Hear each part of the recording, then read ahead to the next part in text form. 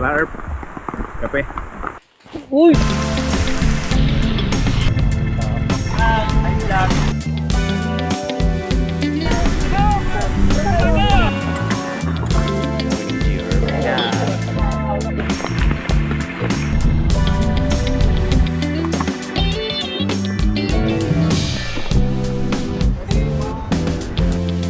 Alright. Tataob. Morning GR. It's Saturday again, so it's camping day. Ulit. Take two. Morning GR. So it's Saturday again at alam na. Today ang pupuntahan nating campsite is along Marilaki Highway. Sakop na siya ng Infanta Quezon kasi nasa 103 na yata siya, kilometer 103. Travel time is around 3 hours and 55 minutes. Pero knowing us, siguro mga 5.5 hours yung biyahe. Kasi titigil-tigil naman din kami. Breakfast, di pa kami nagbe-breakfast. Maghahanap na lang kami ng spot somewhere. Pati lunch namin doon na. And kaming dalawa lang ni Dalaga yung babiyahe. Kasi yung mga ERP natin negats. Di sila pwede ngayon And umaambon na. Hopefully, ambon lang. Huwag sana kami ulanin. Abay na. Mamaya na tayo magkita ulit.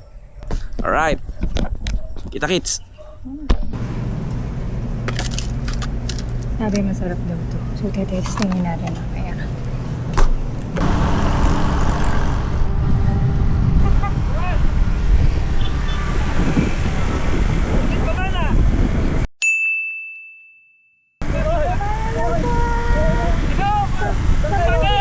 Problema po. Ano kami, dagat-dagatan. Campsite. Ingat po! Ingat po. 11-12. First stop namin is sa Shell Boso. So full tank. Then after neto, brunch. Hindi pa kami nagbe-breakfast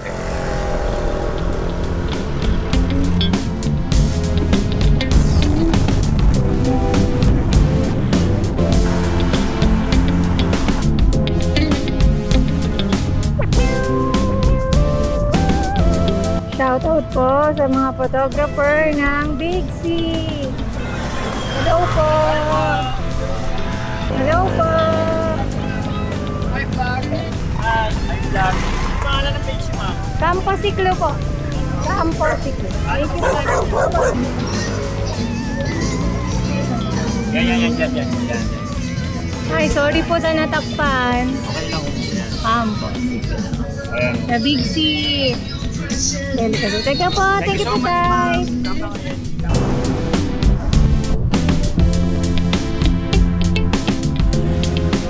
Cafe Caterina.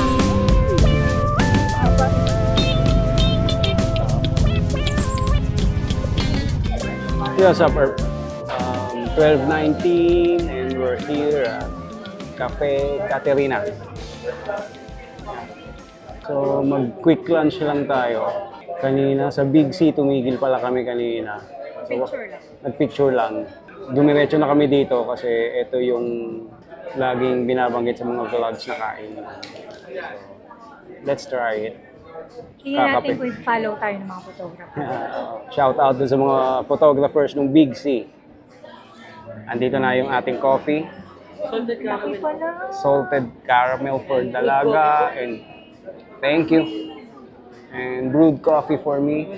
Kain lang tayo.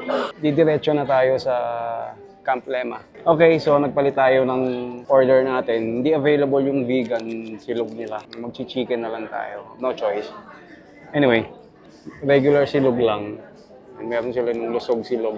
Alright, hindi na nakapaghintay si Dalaga. Kain na daw siya. Madaming serving. 200 pesos. 200 pesos. Sulit. 180.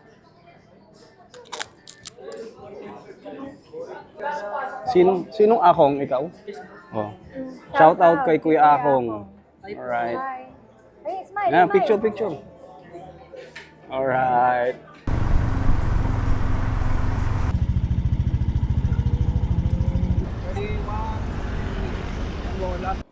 Alright, Erp, tumigil ulit kami para mag-picture lang.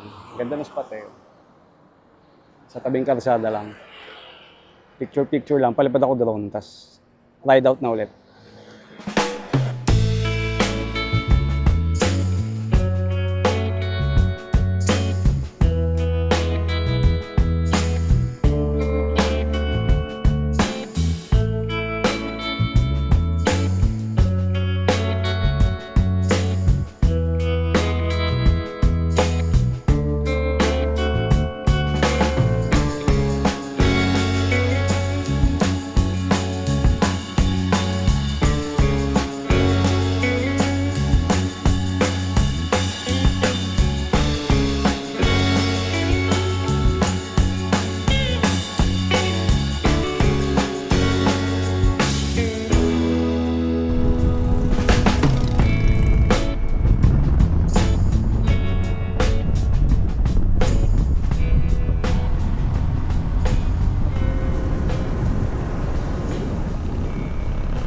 Ayan na ang ulan. Oh my God, naulan na nga dito.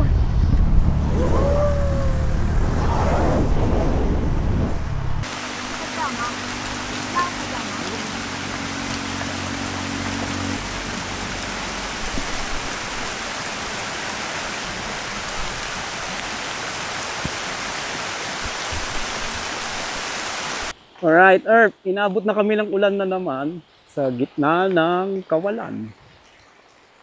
Yan. Malakas ang ulan. Nakapagkapote kami pero mukhang basa na naman sapatos ko nito sigurado. Shout out kay Karen. Erp, mukhang hindi ka malas kasi wala ka pero inulan pa rin kami. Ayusin lang konti itong gamit tapos takbo na ulit. Kami buti na lang quick access yung kapote. Alright. Diretso na tayo biyahe, Erp. Mga 30 minutes na lang daw. Nandun na kami. Dahan-dahanin na lang natin to. Kahit gapangin natin. Magpapalipad pa dapat ako ng drone sa lihim na Lagusan pero malabo na. Kung dire-diretso na lang kami na ito. Nakapag-set na. Alright. May na, Erp. Yan, yung lihim na Lagusan. Sayang, hindi na naman tayo makapagpalipad ng drone kasi naulan. Di bali bukas pag uwi natin, kapag hindi umuulan, titigil tayo dito. Ganda ng spot na to, sarap tumigil. Nga lang, naulan nga. Titigil tayo dito para tayong pasang sisiyo. Eto, B, nasirang ano. Ay, natabunan na. Yung last time na nasa Maple Camp tayo, ano po eh, walang laman yung ilalim. Kalahati lang yung nadadaanan. Ngayon, buti natabunan na.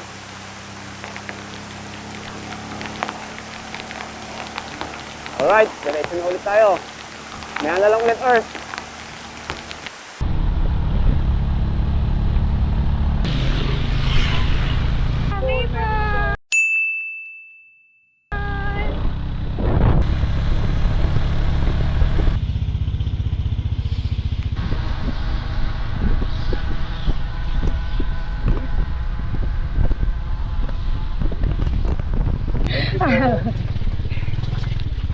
Problema. We're here.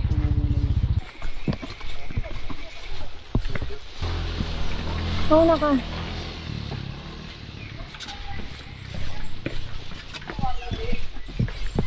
CR.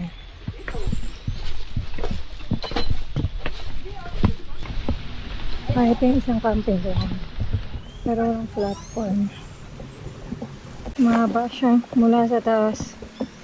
Pupunta din sa platform. Si Kuya ang lakas oh. So pwede nila kayong tulungan. Pag marami kayong bit-bit, sila magbibit-bit. Ang haba. Ito na, nakikita ko na yung katotohanan. Ito na yung simula ng platform. Oopsie!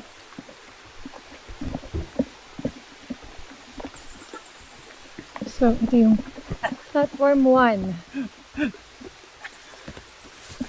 Kunti na lang. Rico. Babalik pa ako sa taas. Haba nga eh. Yun yung 2. Ayun yung 3. Kami ay pinaka-last ng 4. So, yun na. 1, 2, 3. Doon kami. 4. So, kung kasama yung mga bata, sayang dito sila.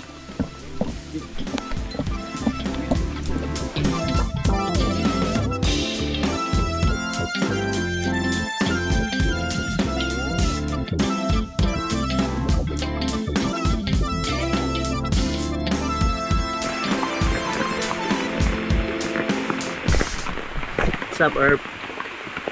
Pinulan na naman tayo habang nagpipitch ng tent. Basang-basa na naman. Ay, sanay naman ah. Tapusin ko na lang to. Akyat ulit ako sa taas. Sa parking area. Kunin ko yung naiwang gamit.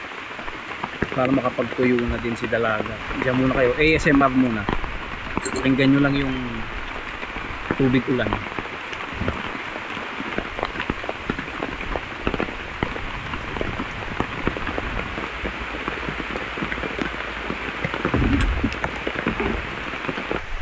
Alright, Erp. Katapos na tayo ng setup. Si Dalaga sa loob nag-aayos. Ito ko sa parking area. So, umuulan pa rin, Erp. Hanggang sa solid. Maraming water. Alam mo yung pinakikinggan mo lang dati sa Spotify, yung mga white noise. Dito masarap mag ASMR na vlog, tapos ang maririnig ko lang puro ganyan, tunog lang ng tubig. Wala na, bumigay na.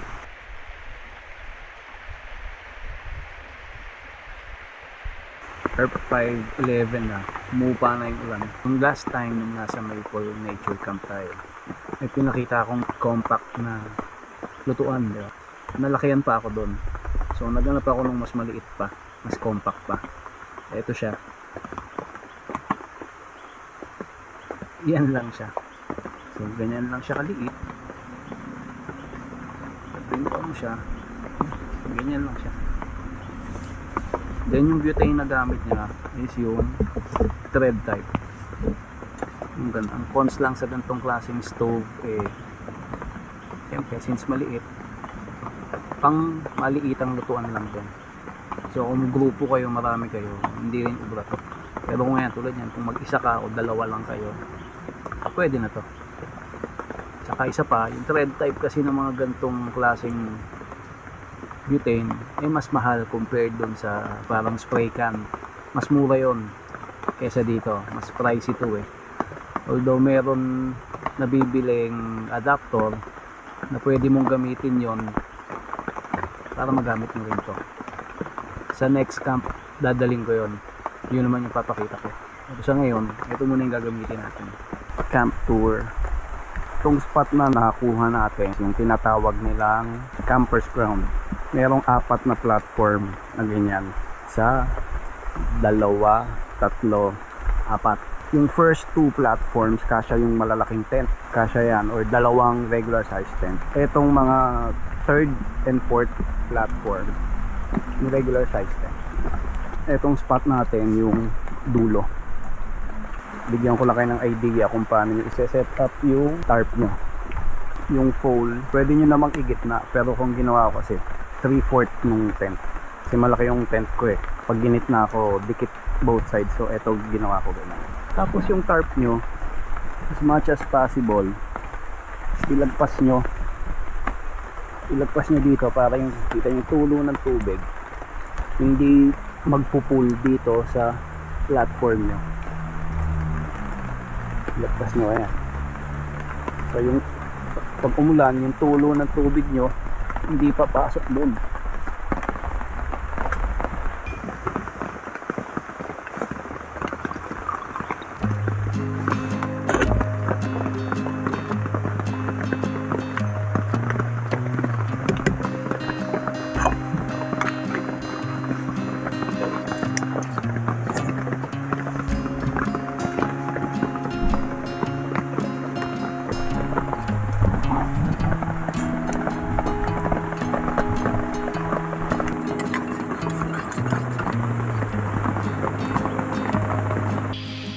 Good evening, Earth. 7:05 na. Nakatapos na sa ligpitin. Natutulog na kami. Wala na rin magagawa. Nadilim na sa labas. Naka-yellow rainfall warning na pala. Yun, walang tigil ang ulan. Ubus yung oras sa pag-aayos ng tent. Bukas ko na kayo iikot, Earth. At sa ngayon, tulog na lang tayo. Alright. Good night.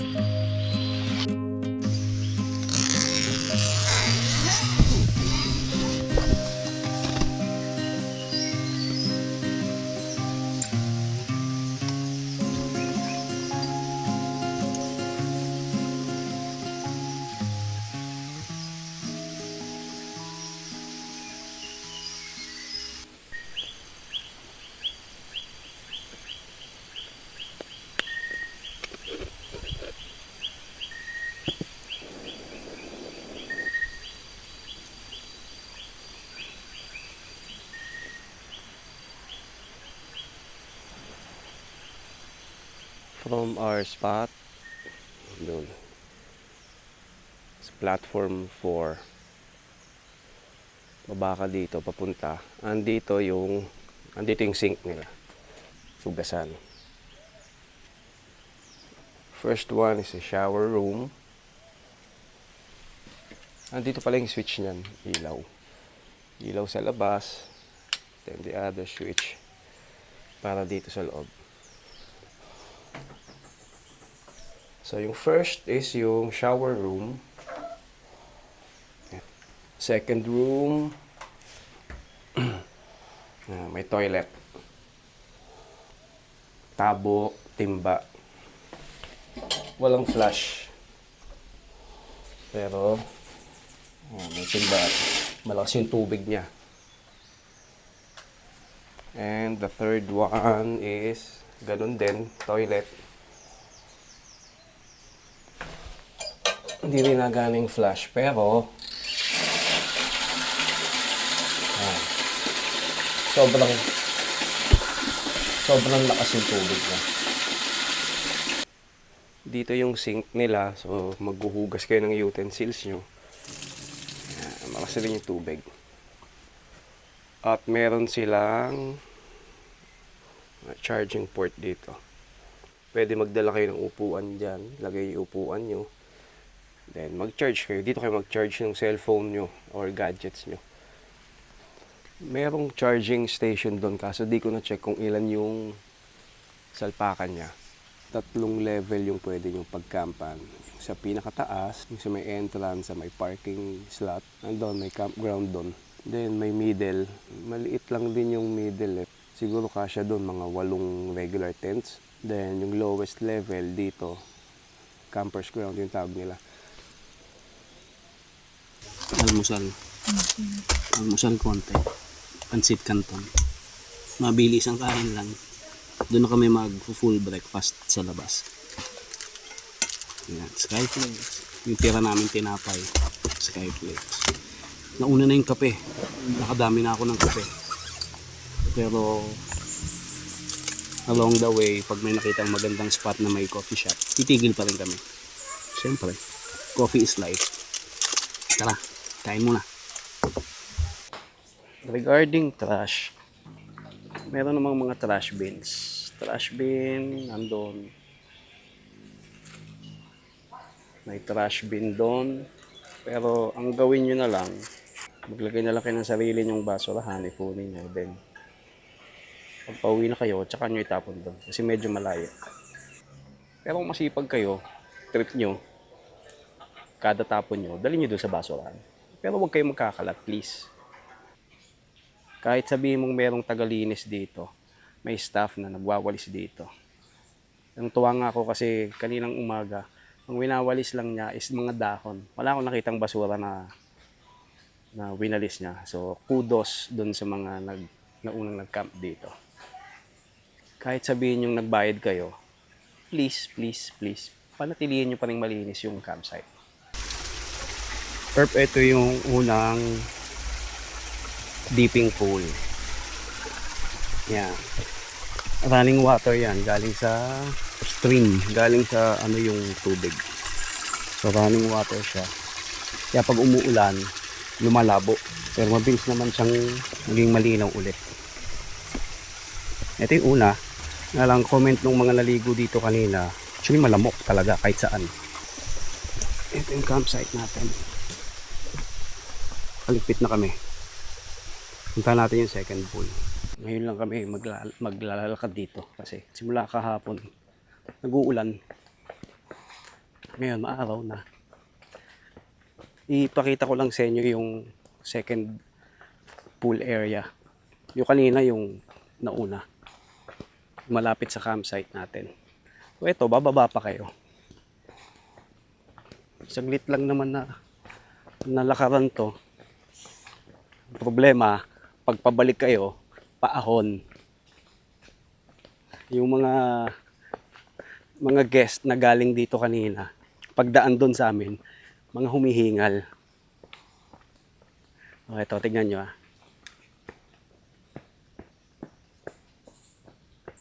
So yan, pababa yan. Pababa ka ng pababa ng pababa ng pababa. Pero ang ganda ng area, tignan nyo. So ito yung second pool area. Pababa, mas malaki nga siya kaysa dun sa una. Ito yung second pool dito sa Camp Lema. Then yung stream going down, dun din galing sa taas. Ganun din, yung overflowing niya, dire-diretso. Okay, so the struggle begins. Pabalik na tayo dun.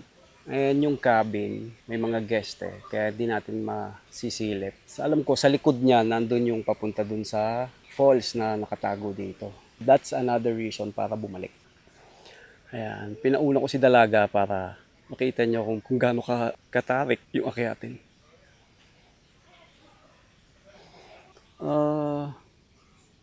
For backpackers and moto campers, goods to. Hindi mo lang katabi yung motor mo. Pero magandang spot kung gusto mo nung ganito forest drive. Wala kang maririnig dito kundi yung ingay ng mga ibon tsaka yung lagaslas ng tubig kasi may stream na malapit sa iyo. Pero syempre, hindi mo may iwasan minsan yung dun sa taas, mga nagiinuman. Maririnig mo, although strict naman sila sa quiet time. Sa mga car campers, siguro set up sa rig nila yung tent nila and yung awning. Hindi nyo may enjoy dito. Kasi nga, malayo yung campground. Kung doon sa taas, pwede kayo pwede doon mag-set up. Pero sobrang limited kasi maliit lang yung spot. Ilang sasakyan lang yung kasya. And then may mga tents. At isa pa, pag doon ka kasi nakapwesto, since katabi siya ng karsada, rinig na rinig mo yung ingay ng mga motor at saka sasakyan na dumadaan. Unlike dito sa lower part, dito nga sa spot natin, medyo mas mahina na yung sounds kung kahit marinig mo.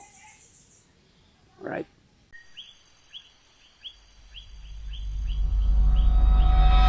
Anywhere you go, give it on. Anywhere you say, anywhere.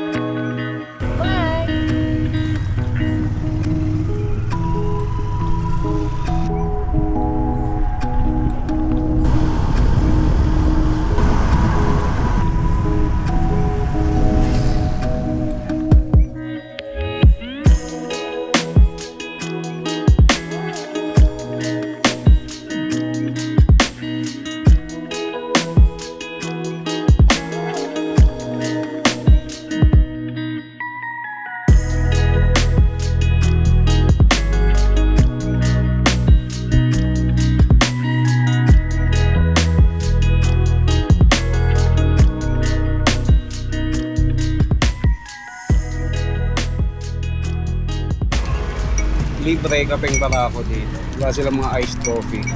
Nang hingi ng yelo, bumili ng beer brand sa tindahan. 14 pesos mo, may iced latte ka na.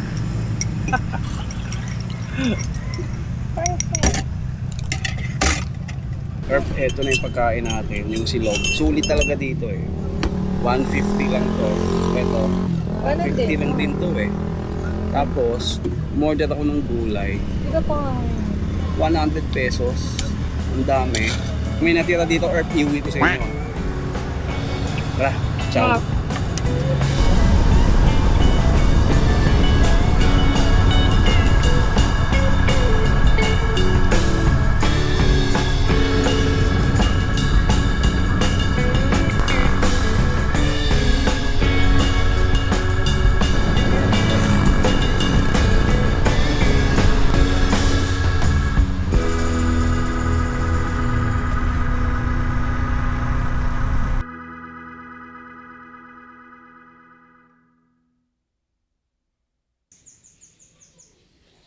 Marami-rami na tayong pinagsamahang campsite.